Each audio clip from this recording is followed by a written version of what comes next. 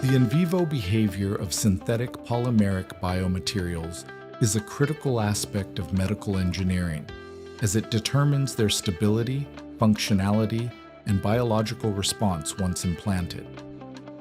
Unlike natural polymers, these materials can be designed with high structural precision, modulating their molecular weight, degree of polymerization, and architecture through mechanisms such as step growth polymerization, chain polymerization, or copolymerization.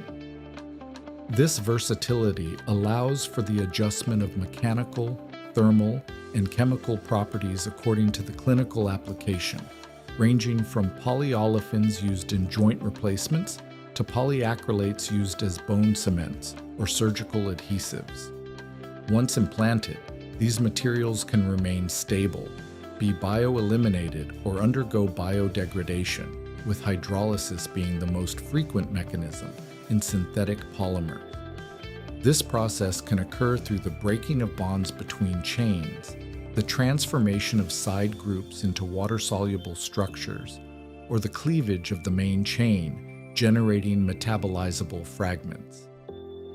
Furthermore, degradation can be dominated by water diffusion throughout the material or by surface erosion, depending on the balance between water penetration and bond breaking rate.